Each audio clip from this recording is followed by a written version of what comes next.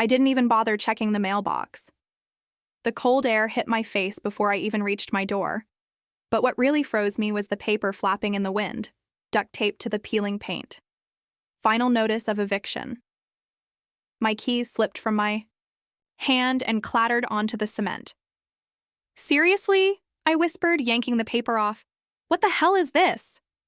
The hallway light flickered overhead, because of course it did. I shoved the paper into my jacket pocket and stormed inside. Jules looked up from the couch, munching cereal straight out of the box. "You okay?" she asked through a mouthful. "You look like crap." "I've been evicted." Her spoon paused. "Wait, what? For real?" I slapped the notice on the coffee table. "Martin says I've got 7 days to vacate or face legal action, claims unpaid rent and compliance breaches." "What compliance breaches?" "The guy hasn't fixed our heat in 3 months and has the audacity to flex lease rules." Jules stood up. "We paid. I Venmo'd you rent last week." I sent it in on time. Same as always. He even signed off on the bank deposit. Then this is bull. "No, it's personal. I reported him to the board last December for letting that ceiling leak rot above Mrs. Rivera's apartment, remember?" "Oh, wow. Yeah. He totally said that was dealt with." "You think this is retaliation?" "I know it is." Jules grabbed her phone. "We need receipts, screenshots, bank stuff. Hell, let's film him." I grabbed my laptop from under a pile of laundry and pulled up the building portal. The maintenance logs, rent receipts, every boring PDF. Thank God I save everything. Jules hovered over my shoulder. "You know he's done this before, right? He pushed out the raw vegan girl last year, raised her rent by 60% when she challenged the plumbing issue. Then poof, lease revoked." I remembered Liv. She left crying, plants hanging from her moving truck like funeral flowers. I stood up. "I want to talk to him," she snorted. "You mean yell?" "Yes, loudly." It took 10 minutes to track him down on the front steps of, the complex, talking smugly to some guy in a suit. "There she is," Martin said, all fake charm. "Did you enjoy your surprise?" "What kind of scam are you running now?" I snapped. The suit raised a brow and walked off. "Don't be dramatic," Martin said coolly. "Your lease expires in 7 days, and considering your delinquency, no renewal. I've never missed a payment. You've caused disturbances, filed false complaints. You mean the real complaints you ignored?"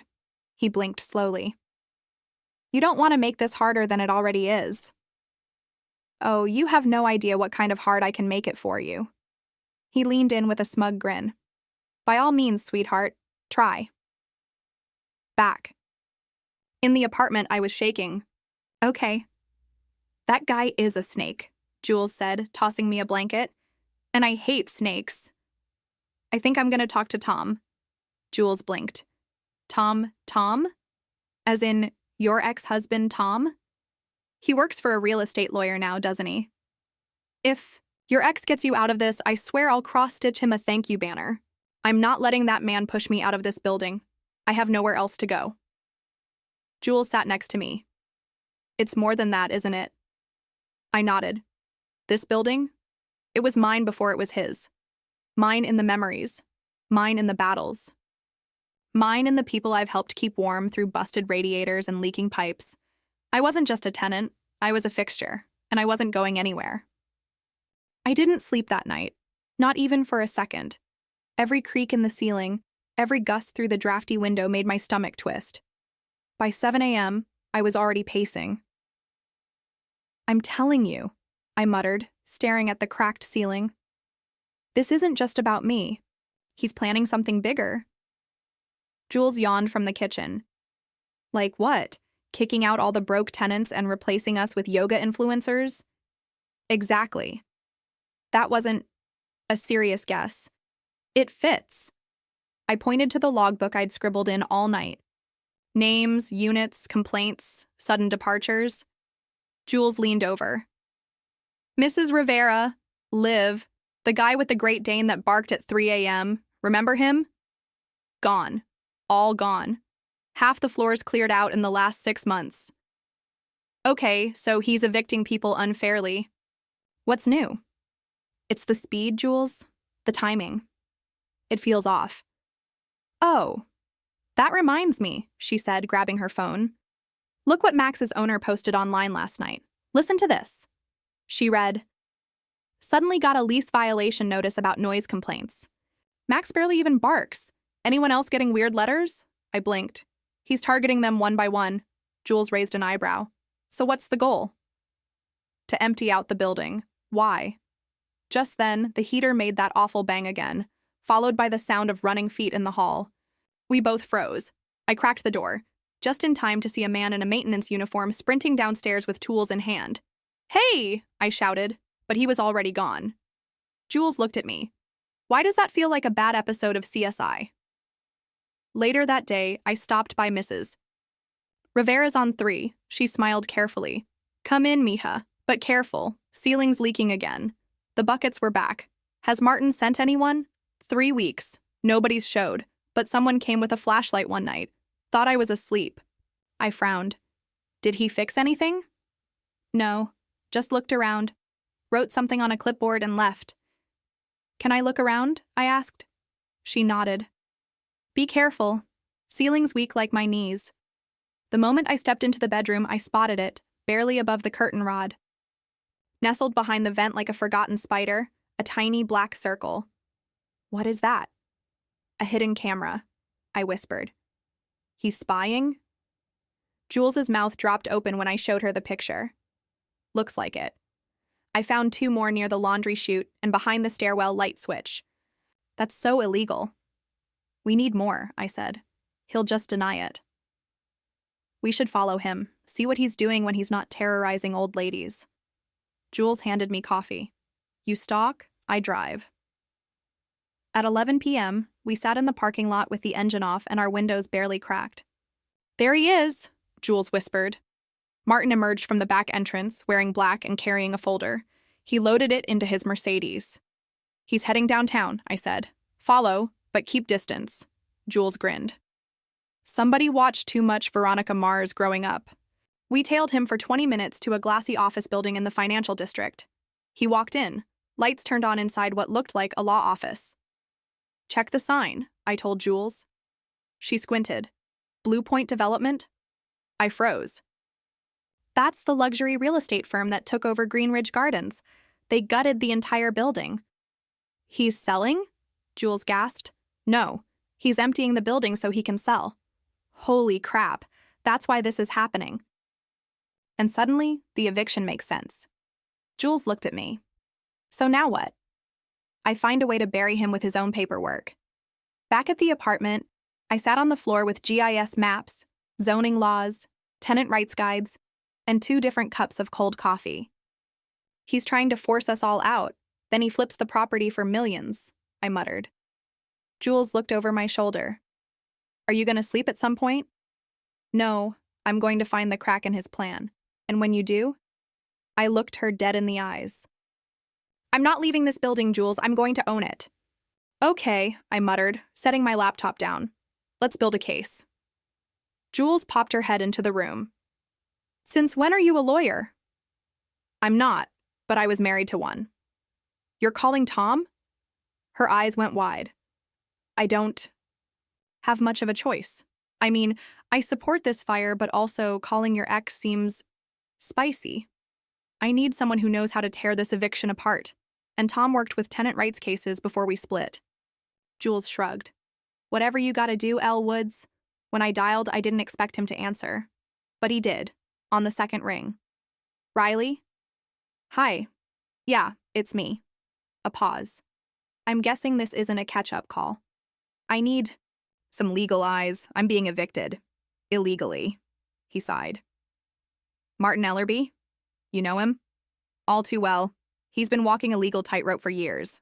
Tried evicting a client of mine last year, twisted lease wording so bad a judge laughed him out of court." "So you'll help?" Another pause. "I'll look. Come by my office tomorrow. Bring everything." "I can't believe I'm saying this," I told Jules afterward, "but I'm trusting my ex." Well, if anyone can bury Martin in paper cuts and legal jargon, it's Tom. The next day, Tom's office felt the same. Mahogany desk, soft lighting, bookshelves unreasonably full. He stood when I came in, nervous smile on his face. "You look good," he said. "I look exhausted." "Let's be real." He chuckled and gestured to the chair. "Let's see the damage." I spread out the documents, lease agreement, eviction notice, past rent logs, a few grainy photos of the hidden cameras. He flipped one paper and frowned. "This clause, he's trying to claim breach based on unauthorized activity jeopardizing operational standards. That's not a thing." I didn't think it was. He leaned back, and he backdated the signature, sloppy. "So this isn't legal?" "Not even close. Riley, if this guy actually files in court, you'll destroy him." I grinned. "Promise?" "Absolutely. Just maybe don't tell Judge Hawkins I called him a gremlin last time I was in his courtroom." "He is a gremlin." We both laughed, too long, and then got quiet. "You seem different," he said finally. "Different how?" "Tougher. Sharper. Being backed into a corner will do that." His smile faded. "I wish I'd been better at backing you out of them." I looked away. "This isn't about us anymore." "Right." He cleared his throat. "I'll write a response to the eviction. File a counter notice regarding the pending claims of tenant harassment. That'll buy you time." "Thanks, Tom." He packed my documents into a binder. "You ever consider owning property instead of renting?" "Not on this budget." He handed the binder back.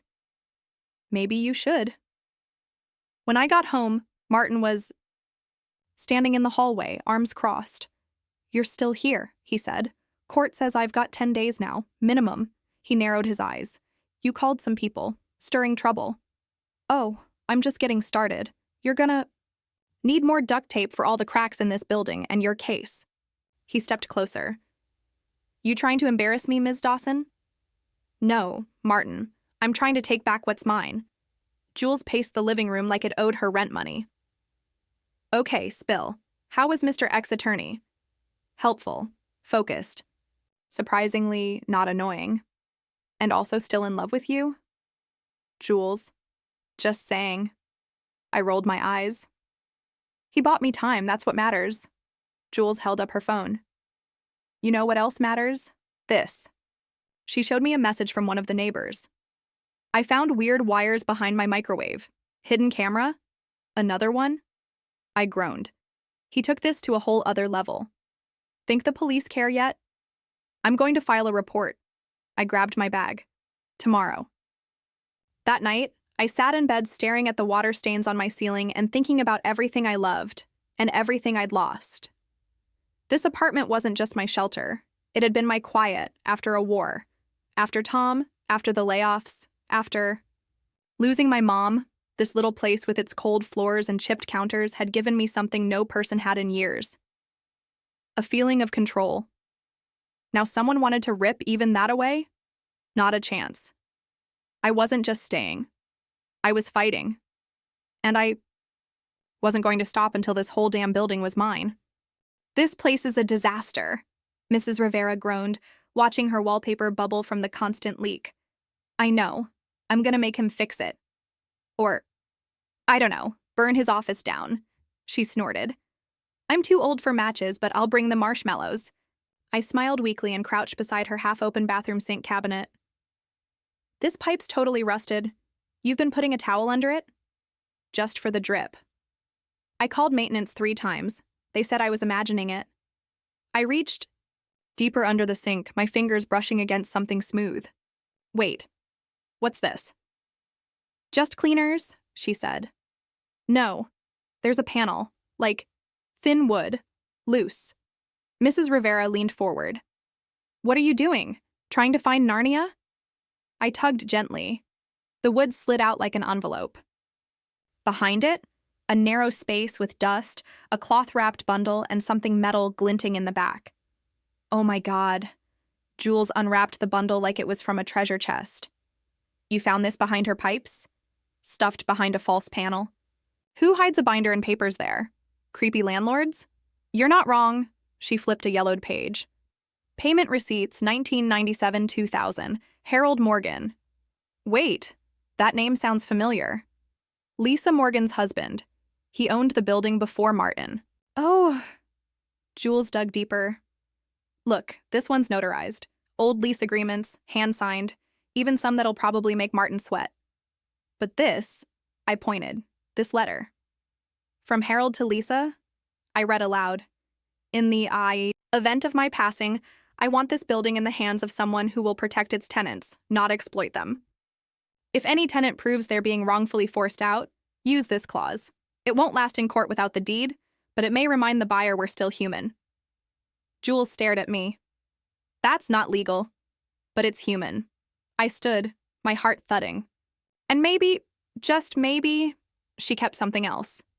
Lisa Morgan lived in a quiet assisted living complex on the edge of town. Tom helped get the visit arranged.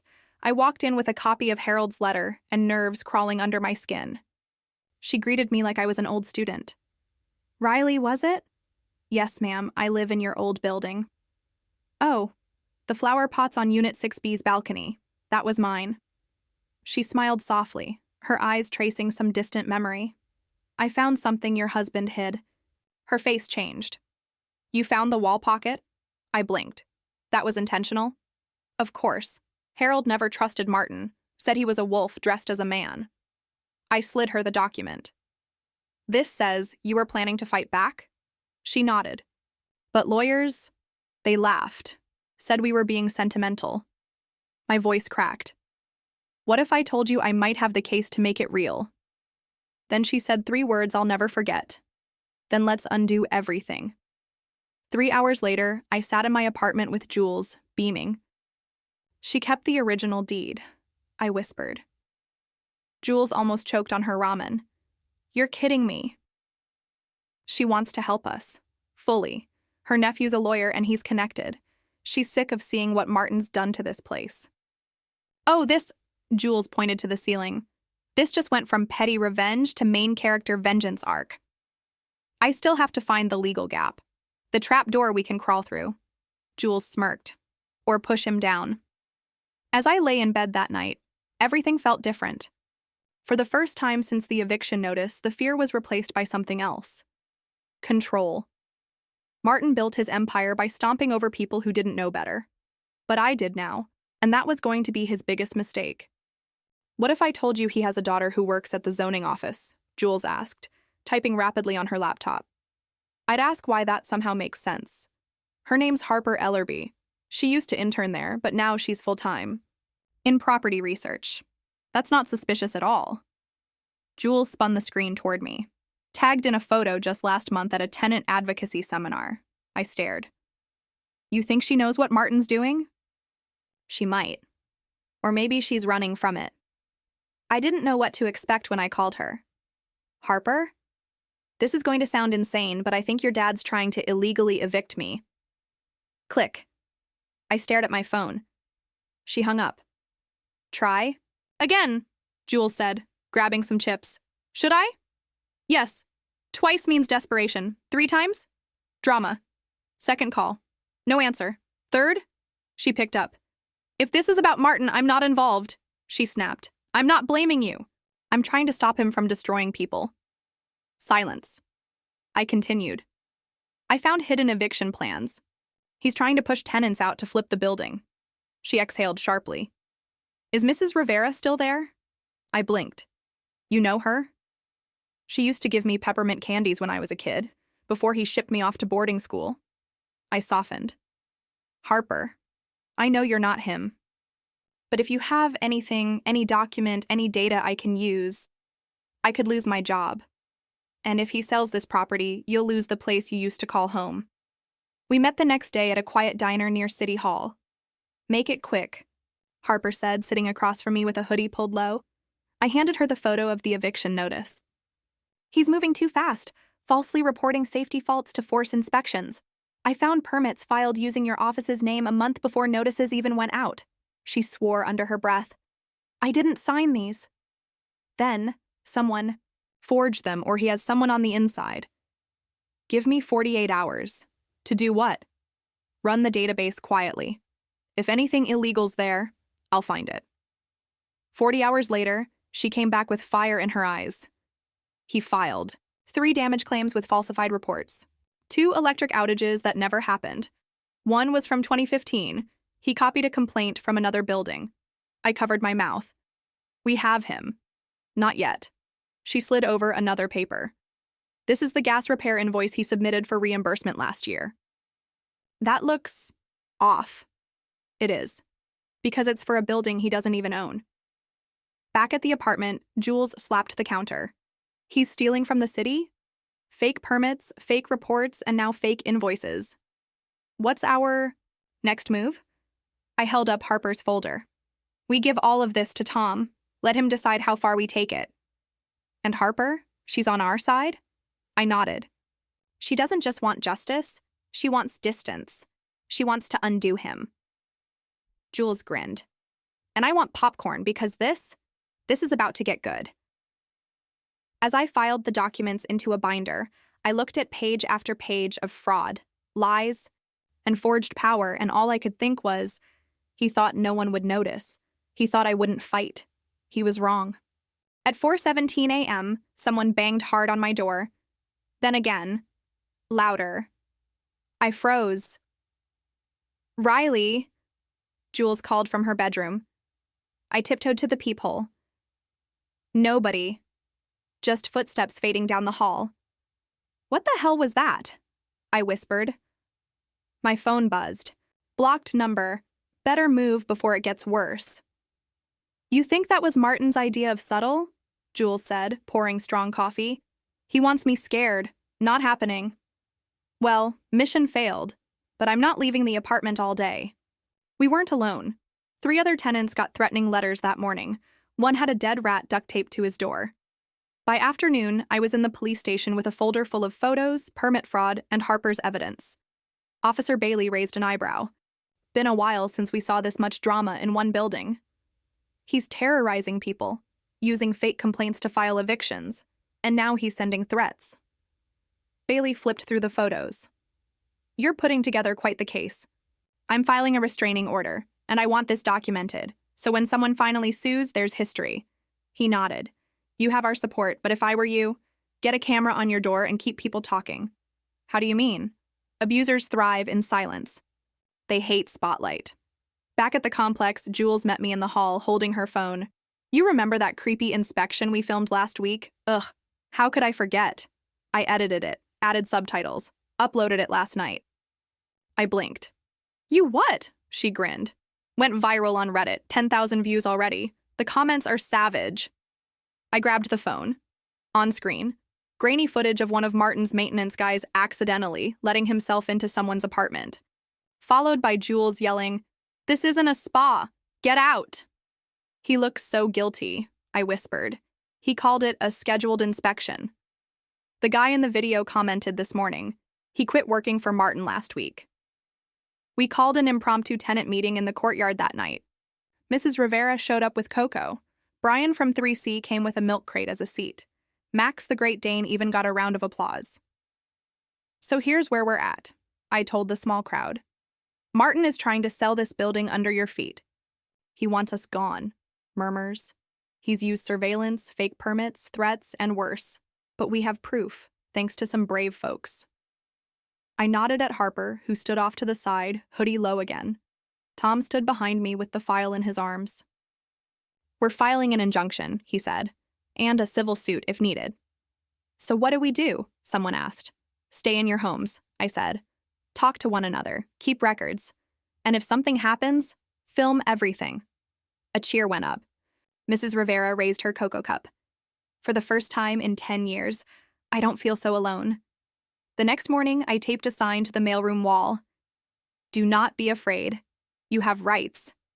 Underneath it, my phone number, Harper's anonymous tenant rights link, and the playback QR code for Jules's viral video. By noon, the QR code doubled in hits. By midnight, a local journalist had reached out asking for comment. Martin confronted me in the stairwell the next day. You think you're clever? He hissed, backed by 2 silent men in suits. No, I said calmly. Just tired of letting cowards win. He stepped closer. You're going to regret this. I smiled. Only if I lose. And spoiler alert, I'm not. Tom arrived 2 minutes later. "Is there a problem here?" he said sharply. Martin scoffed and walked away. Tom raised an eyebrow. "Friends in low places, huh?" "Exactly. And guess what?" "What?" "They fight dirty. But we fight viral. We bumped fists. It was no longer just survival. It was war." "You sure you're up for this?" Jules asked as I buttoned my coat. "Not really. Lisa's memory's not great, you'll have to be patient." She remembered the floorboard hiding spot. That's more than I ever expected. And, "Tom? Meeting us there. His lawyer friend is bringing a notary." Jules gave a thumbs up. "This is wild. Like, Scandal meets House Hunters." Lisa sat in a wheelchair at the assisted living center, draped in a knit shawl. Her eyes lit up when she saw me. "Back again," she said, smiling faintly. "You found more rats?" "Worse. I found truth. I always liked truth," she whispered. "It's quieter than lies." Tom leaned against the window, legal pad in hand. His friend Dana, clean-cut, sharp, all business, set her briefcase down on the table. I took a deep breath. "Lisa, last time we talked, you said your husband didn't trust Martin." "He didn't. Greedy men rarely care for buildings. Only what they can tear down." "Did he leave instructions? A change in deed? Anything official?" Lisa pointed. "Slowly to the edge of the old couch. There's a box under the cushion. Wooden. Open it." The moment the box clicked open, Dana's eyebrows shot up. Riley?" Inside, folded like an origami swan, was a stamped document marked Addendum to Property Ownership. Private transfer instruction. Tom stepped forward. "Official seal. Signatures intact," Dana said. "So is the timestamp. This predates Martin's claim by 6 months." "He never filed this at county," I said. Lisa nodded. "Harold wanted it hidden. Said it wasn't safe with the brokers." Martin snooped our mail. Tom scanned the page. "This clause, building transfers to the primary resident should fraudulent eviction occur from the purchaser or his representative. It's conditional chaining. Rare. Risky. But legal? With the right judge?" He looked directly at me. "Yes." I sat frozen on the ride back. My heart was pounding. Jules kept glancing over from the driver's seat. "So, let me get it straight. If Martin knowingly filed a false eviction and Riley is the primary resident listed here, she could challenge full ownership," Tom said. "I'm sorry, what now?" Jules swerved slightly. "It won't be easy," he admitted, "but we can contest his deed under fraud, especially with Harper's documents. And if the judge accepts it?" Tom looked at me in the rearview mirror. "You won't just get to stay, Riley, you'll own the building." I stared at the key in my hand later that night. Not a metaphor. A literal brass skeleton key Lisa handed me after we found the file. "She always kept the master," I told Jules. "You realize what this means, right? You just went from unpaid graphic design gigs to potentially being a landlord." I laughed, almost hysterically. "I cried when my credit card limit got cut. Now I may be suing someone for real estate fraud." "Babe, we're entering our main character era." We laid everything out that night. Contracts, deed copies, witness reports, Harper's forged permit findings. Tom had already filed for an emergency injunction. Court was set for Friday.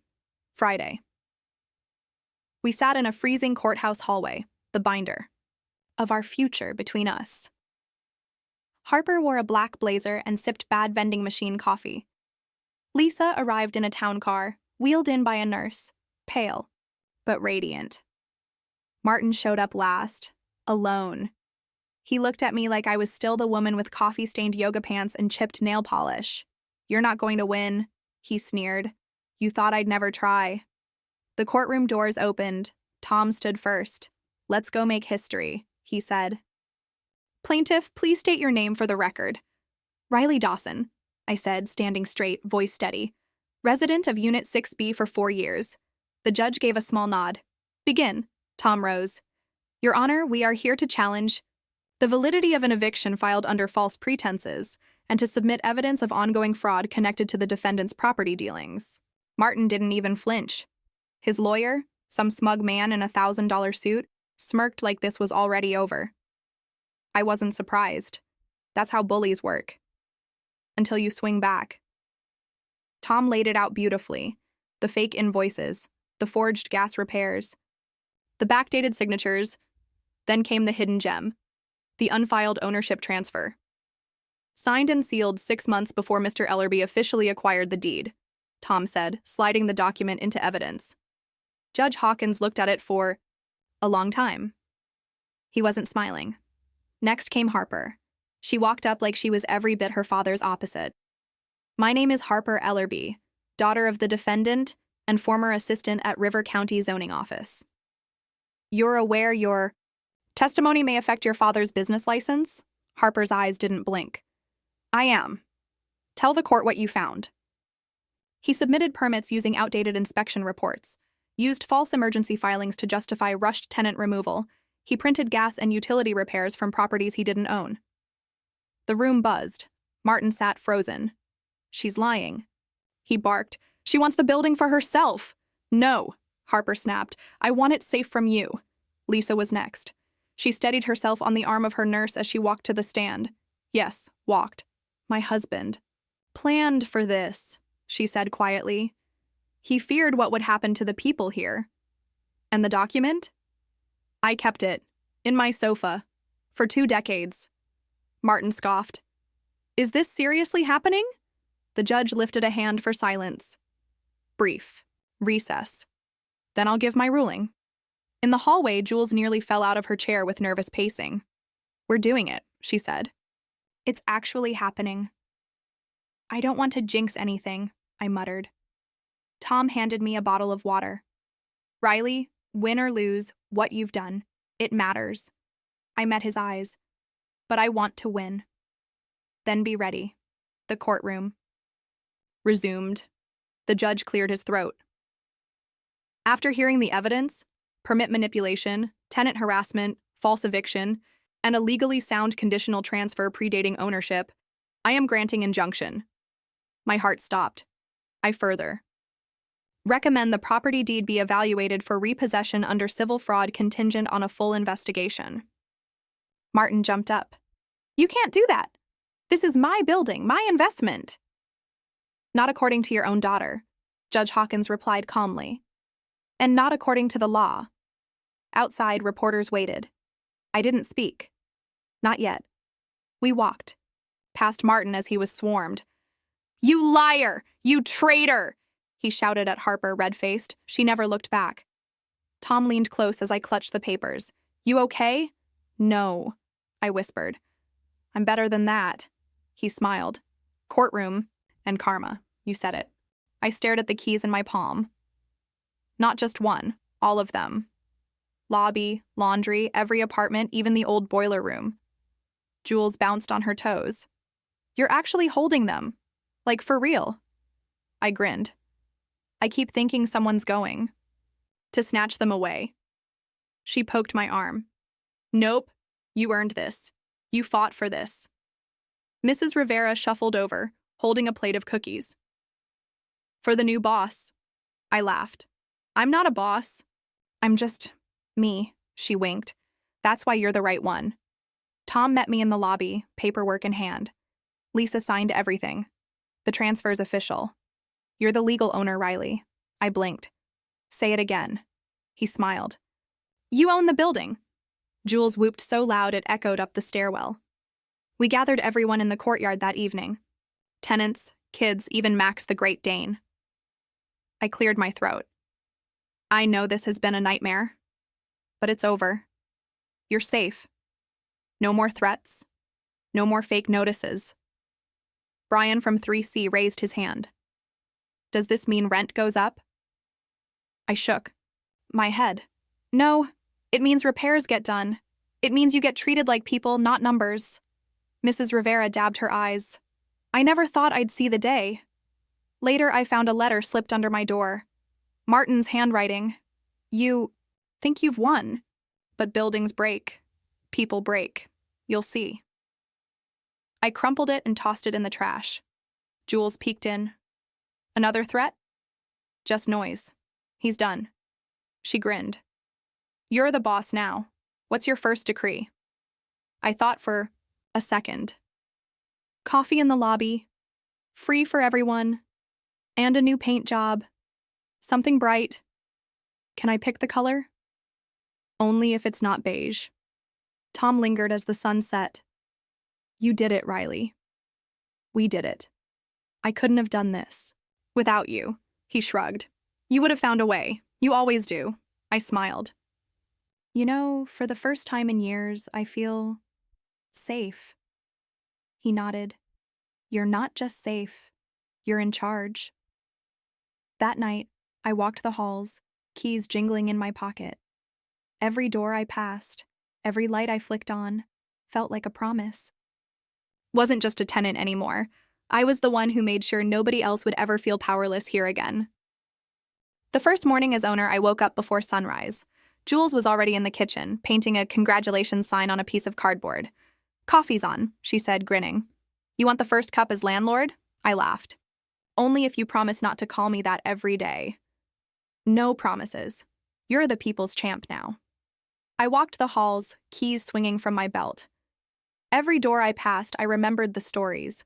Late-night laughs, heartbreak, birthdays, even the fights. Mrs. Rivera caught me in the stairwell. You look different, mija. I feel different. Like I finally belong here. She squeezed my hand. You always did. Now everyone knows it. Downstairs, Tom was fixing the old mailboxes. You're still here? I teased. He shrugged. I like being useful. Plus, I promised Jules I'd help with the new security cameras. I smiled. You're a good man, Tom. He looked at me, softer than before. You're a better woman than I ever deserved. I shook my head. We both grew up, that's enough. By noon, the lobby was buzzing. Jules set up a coffee nook with mismatched mugs. Kids ran through the halls, laughter echoing. Harper showed up with a stack of flyers. Tenant rights info for the bulletin board. I hugged her. You're part of this, you know. She smiled. Feels good to be on the right side. Lisa called from the care home. How does it feel, Riley? Like I'm finally breathing again. She chuckled. Harold would be proud.